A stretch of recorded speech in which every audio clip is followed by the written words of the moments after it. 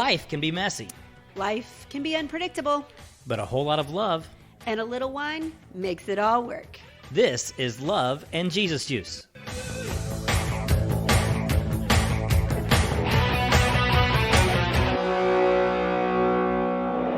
Hey, Paula. Hey, Kirby, What are we drinking tonight? we're back at the grocery store. Back at the grocery store, no wineries. We didn't make it outside of our little town enough to get to a winery we this time. didn't. We didn't. But this one is called Decoy, but it has a duck above it. So I'm going to call it Duck Decoy. I have always called it Duck Decoy, too. I did not realize there was not the word duck on the bottle. It is not there. It's not there. It is not there. It's a picture of a duck. It's a picture of a duck above the word Decoy. It's a Cabernet Sauvignon. And this wine, the actual winery is Duckhorn Wine Company out of California. So let's try this one, see what we think.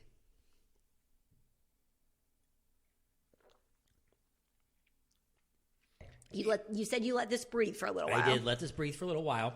And you can tell that taste to it. But what I'm noticing about it is that it doesn't seem to have the legs of a lot of Cabernets do. Doesn't seem to be as rich and full bodied. Yeah, I don't agree. Okay. Yeah, we're going to disagree on this one. That we're just going to have to disagree. This must be one of those weird instances where two people have a different experience with the wine. Oh, shocker. But I do want to say, for Cabernet Sauvignon, like that is a great wine. It was the first dry, what I would consider a dry red wine that we had ever tried. Yes. That was when we were trying to figure out what we liked and all of those kind of things. We bridged across from the dry Chardonnay to the dry Cabernet. Yeah. And so going from white to red is a lot of times what people do because whites are just inherently sweeter. But then so Cabernet is kind of the next, and Chianti then is really dry, which is what we like. But Cabs don't all have exactly the same taste. No, it's don't. very. I think it's different. And we drank for a long time. We drank Coppola's Cabernet, their claret. Yeah, and it was really, really good. But even inside that, we would have bottles that would vary from one bottle to another in its taste. They tend to have a rich fruit to them, a kind of a blackberry type taste. Yeah, absolutely. So, absolutely. But this is a good one. And the cost on this one, do you remember? I think it was right around $19. Okay, so a little bit pricier, but not kind of that middle of the road. And now, I think chances are it was probably 16 because I think I got my 15% deal on Kroger. Okay. That's what I do. Okay, so if you want to try one just a little bit higher end without being $30 and $40 and $50, this would be a good one to try. Yeah, absolutely. Okay, so we have some stuff to talk about tonight. Okay, let's talk. Let's start with our sponsor, which we're back again with Success Express sponsoring with something I do like them. unique. I know you do. But they have a unique thing going on right now. Okay, tell me. They are selling custom face masks. I think this is such a creative idea because one of the things that we have laughed about is, and other people are talking about, is you can't smile, like they're just plain and it's covering more than half your face. And so it feels like you kind of lose your personality with them, right? So on their website, there are 4 different masks to choose from. Each one is giving money back to charities that are serving people who are affected by coronavirus. Great idea. I love it. So you can go to successexpressmp.com and at the bottom, click on the product catalog base and you can see there, but we will also put a link on our Love and Jesus Juice Facebook page. Yeah. It's probably already there by the time this drops. We'll have the share on there. And my favorite one right now is one that has kind of this funky, weird little cartoon smile on it. And perfect. So it kind of fills in that. So you will always be smiling if you're wearing one of those masks. Which is so much better. And can we agree that you're going to have conversation? Like if your mask is something other than just plain, there's going to be some conversation, which is awesome. Have a little fun out there with it. Okay. Yes. And then that brings us to what our listeners need to do for us as we're coming out of the quarantine or we're going back to normal. We need to go back to normal podcasting, which means we need you to tell all your friends about the greatness that is Kirby Kirkpatrick. No. I don't think that's the way it goes. Did I get that wrong? Yes. I think let's go with Love and Jesus Juice is awesome and share it with your friends and rate us to help us climb those standings so we pop up more often. But share us with your friends too, because can we agree that while people will look up podcasts, and I will look up podcasts for sure, I know that if somebody recommends one, I'm way more likely to go check it out. Books, podcasts, all of that. Recommendations have a lot more value than anything else. Absolutely. Okay, so what we're going to talk about tonight is kind of an interesting topic. Okay. We are going to talk about being driven. Yes. But having a balanced life. Can you be driven and still maintain a balanced life? So we'll talk about drive, we'll talk about balance, what those mean, and how you can kind of create a life. Because that's a challenge we've been chasing for a really long time. I think it's harder for entrepreneurs. Mm-hmm. I can never say that word, entrepreneurs. It makes you cute and special. Okay, perfect. The people that work for themselves, it's harder, I believe, but it's not exclusive to. No, it's certainly not exclusive to it, but you have to have a little bit of a drive.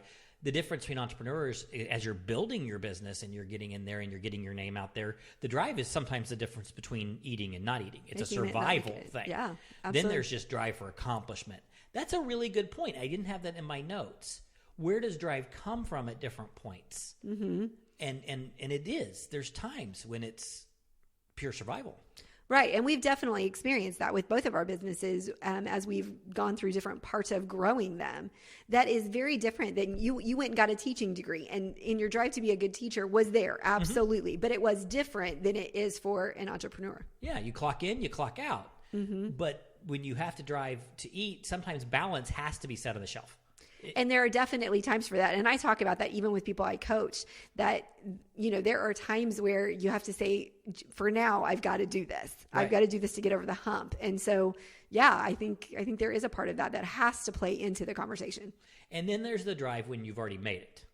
Right. And you're trying to make it bigger, or you're trying to reach the top. We've been watching on our Amazon a replay from the History Channel's The Men Who Built America. Which is such a great, like, if you love history, if you love business, if you love just seeing how and understanding the psyche of somebody who builds something massive, I think it's so entertaining. And those people that I was talking about, Rockefeller and Carnegie and Vanderbilt and Ford and JP Morgan, they had a drive that is different than other people.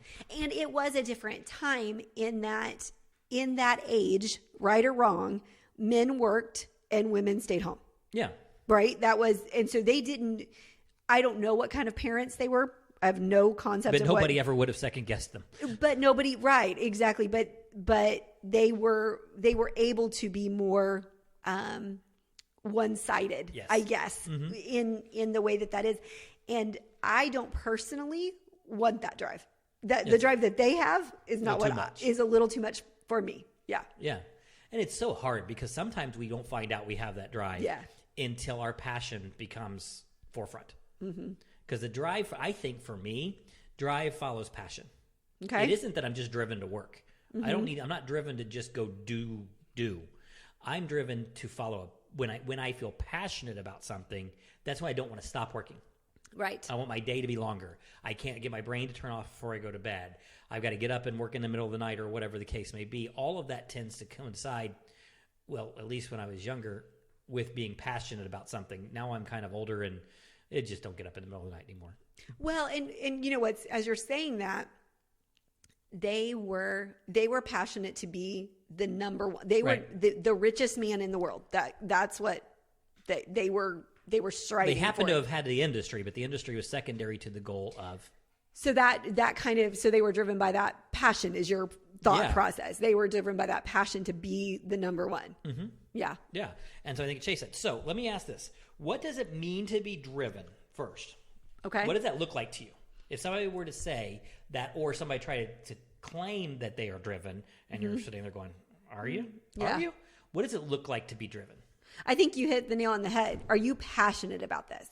Like, is it, so I know we talk about our business is not who we are, but we do share about it all the time because we're so passionate about it. And so I think when you are driven, at least to me, it's such an overwhelming passion that you find yourself talking about it, growing in it, learning about it, being better at it in all ways, all the time. Yeah. And it's not because you're forced to work. And I think that's, again, what makes entrepreneurs, the people that work pretty good. The people that work for themselves, it gives us another level because when you work for somebody else, you can be passionate about it, but that doesn't necessarily translate to anything else.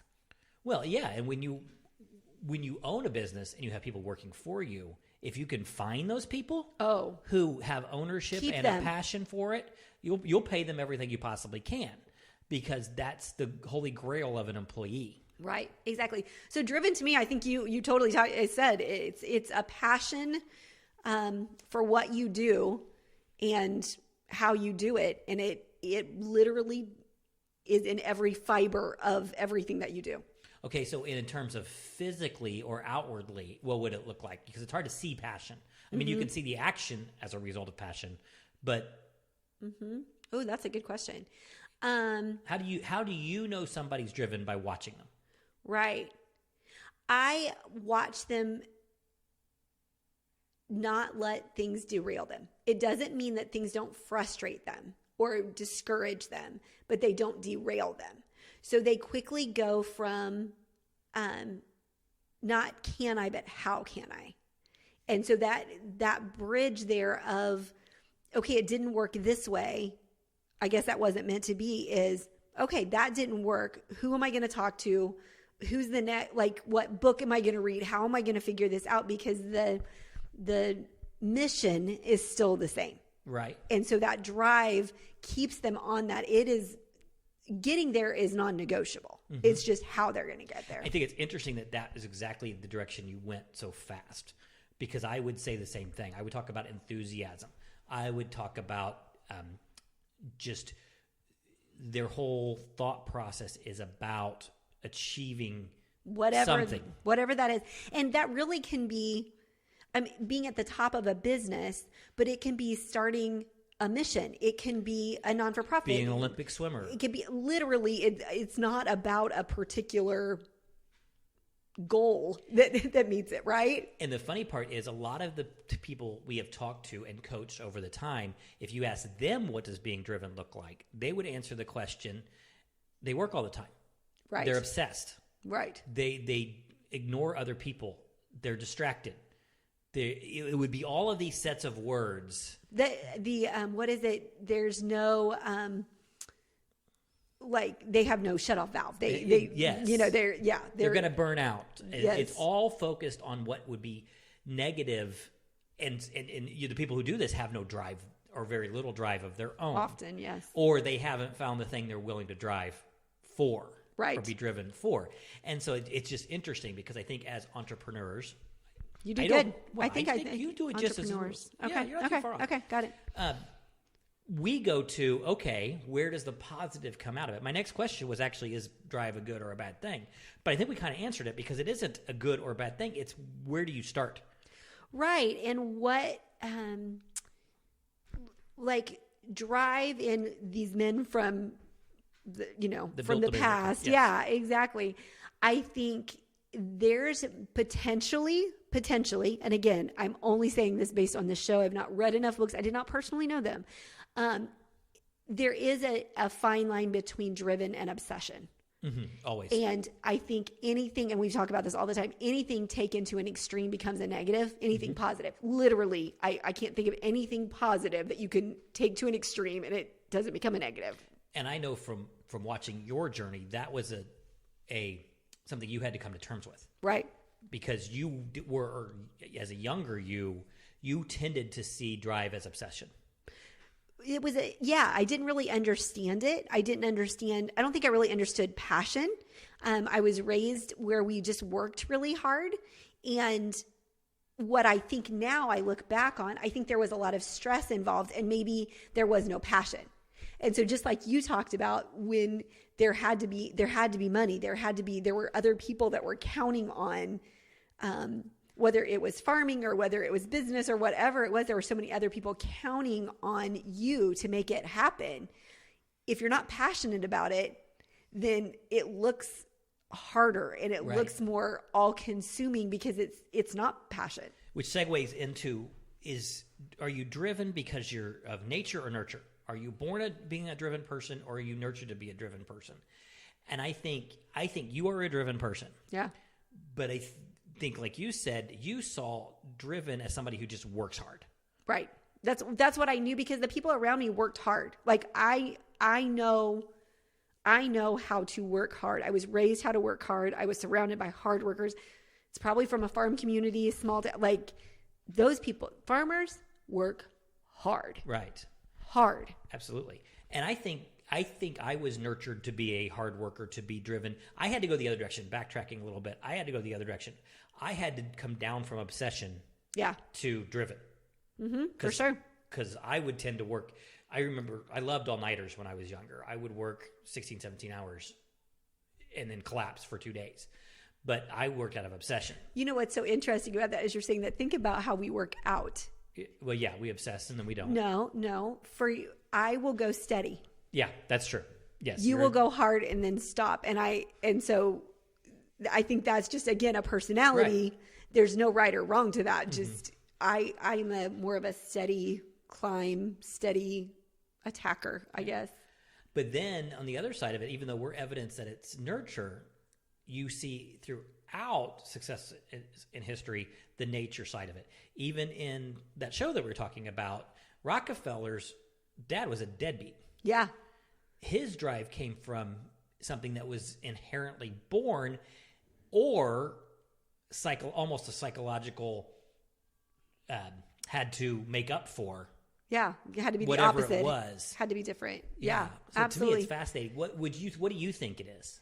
You know, so I've been rolling around in my brain, and I think it matches this, but I don't have all the answers. Shocking, I know. I have all of them. I know you do. Haven't I given them to you? I'll share. For sure, you should share. After the show, I'll share. Yeah, but there's a workout program that I do, or that we do, and she does it better. They say they talk about more than nothing all the time, mm-hmm. and then there's the train of philosophy or the thought process of just do one more, mm-hmm. and if I tell myself just to do one more, I will do 50. I mean, I will do them till I collapse. Right. You can always do one more. I'm thinking, get over yourself. Of course you can do one more. Mm-hmm. So that philosophy doesn't work for me. The more than nothing works for me because sometimes I just need to know it's okay to show up, not because I will always bring my best that I'm totally capable of. And it's so funny because you talk about the steady personality. I know. I would think the just show up would be the steady personality, and me being the obsessor would be the just one more. Isn't that weird? Yeah. So, but I think that when I realized that there were two frames of thought in that, it made me realize, just like I've talked about before, I had a friend who said, I have to tell myself to work, and we have to tell ourselves not to work. Right.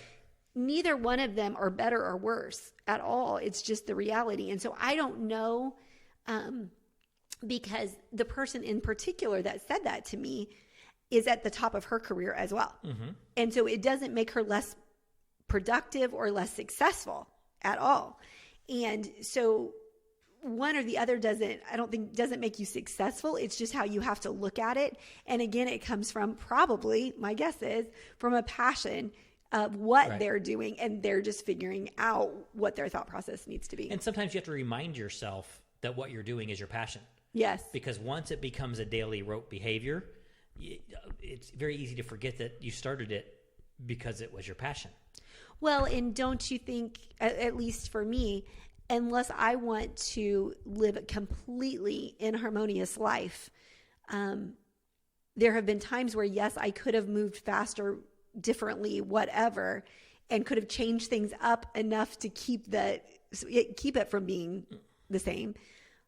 But that would have required that I completely live an inharmonious life. And for me, that is something I'm always striving to be better at.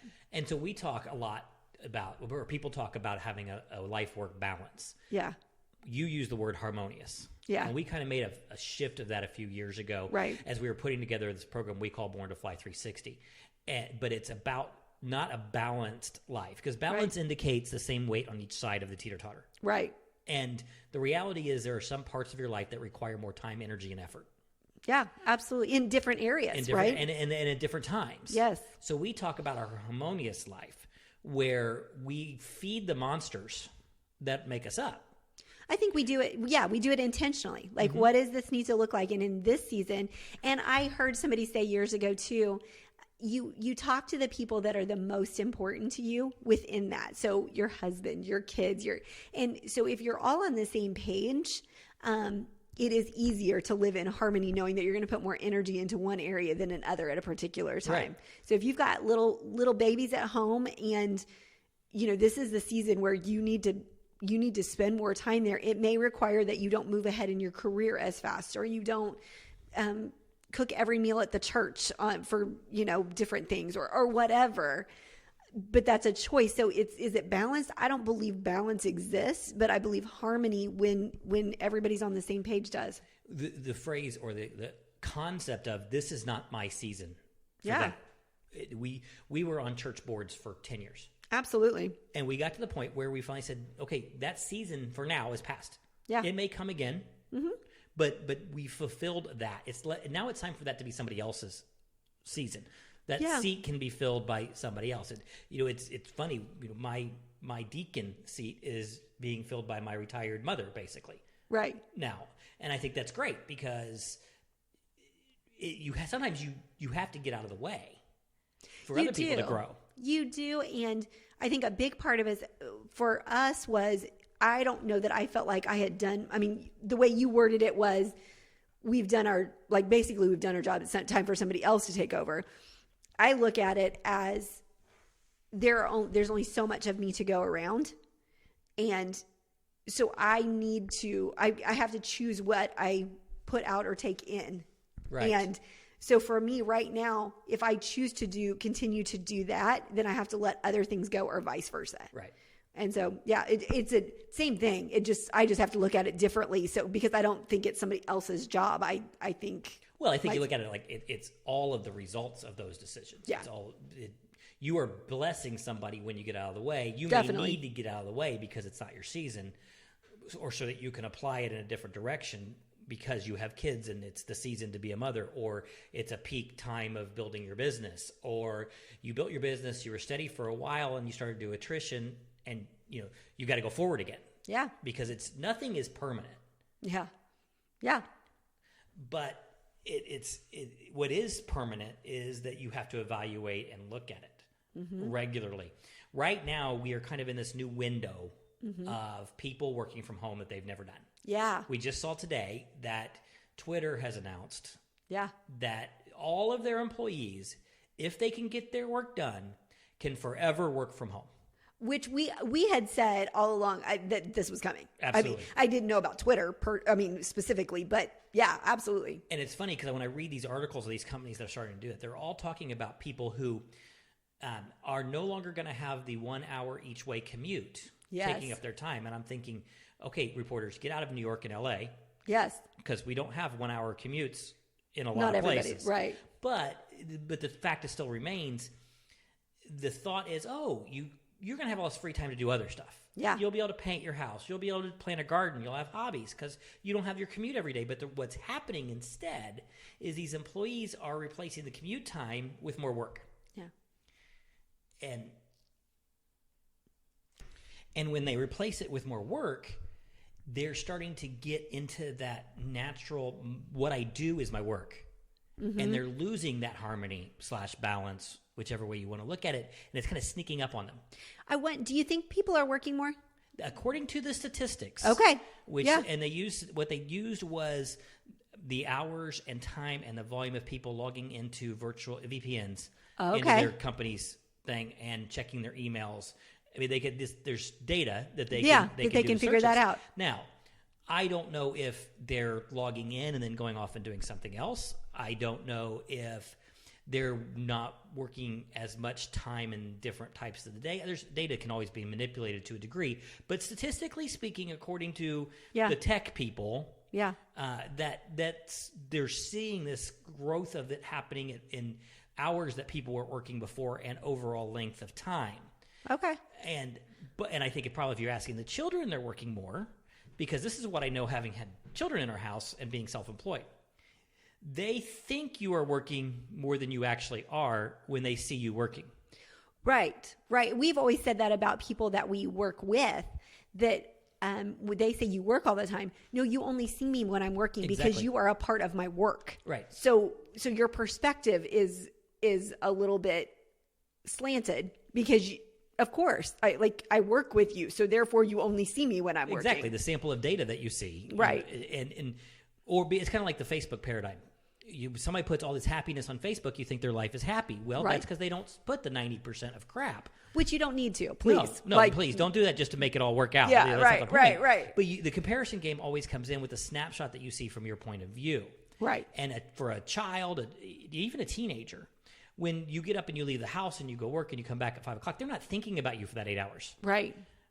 When you start working at home and they need you at 10 a.m. and at noon and at 2, and you're like, I have to stay here. I've got to be here. My boss expects me to do this. I'm connected to the computer. Now, all of a sudden, this idea of you are working all the time. It's just really interesting because I would love to know if people think they're working more. Yeah. I mean, okay, so you've got the data, but do people, like if I ask somebody who normally goes into an office and then now is not, what's their perspective? But we also run into this with some of the people that you've coached over time. Yes. Because they were always thinking their business. Right. Even if it was social. They thought they were working. Right. But if you actually broke down and did a time study, it was the opposite. They weren't working as much as they thought they were working. It doesn't matter, because if you think you're working that much, you are out of harmony. For sure. And if it's all consuming, which is what we find with people who work for themselves often, is you are thinking about it a lot. Mm-hmm. And so it does come to a place where you have to really think that through and go, okay, why am I thinking about it all the time? Is it because I'm passionate? Is it because I'm obsessive? Is it because the hours that I'm putting in, I'm not making them as productive? I mean, there's a whole time study, lots of questions that are involved in that conversation. And for some people, harmony is about working the volume.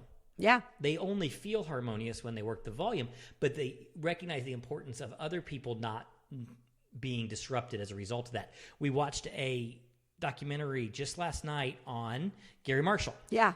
And his impact. Now, this is a man who was prolific in Seriously. what he produced. Happy Days, movie after movie after movie. For 30 years, he was producing something all the time. And exceptionally. Yes. I mean, the majority of them were very, very well received. Therefore, it was a lot of work that went into them. Yeah. And then the story that the speakers were sharing, Julia Roberts and Rob Lowe and all of these people that were passionately friends with him, and they worked with him on multiple occasions. They were all talking about inside those work environments, he made it play. Yeah. At the same time. And that's what they loved about him. On the stress of a movie set, on the stress of a TV show, there was play that was tied with it. I mean, this is a man who was willing to give Robin Williams a shot because he'd been working on a street corner in San Francisco. And they said, sure, okay, fine, we'll try him on primetime television. And then his family spoke of only remembering that he didn't miss anything. Right. Which I loved. And to me, that is driven with excellence. Mm-hmm. That if for me, and this is just for me, if you ask me how will I know if I'm doing it well, that's what it would be. That my family says I miss nothing, and yet I'm excelling at a career that I'm passionate about. And circling back to the nurture part of it, that's the way I remember my childhood. Is I had a very driven parental set in what they were doing. They were top of the game, but if it was important, they didn't miss it. They didn't miss it. Now, we've talked various times, we've coached people, is that it's that key word is the important part. Right.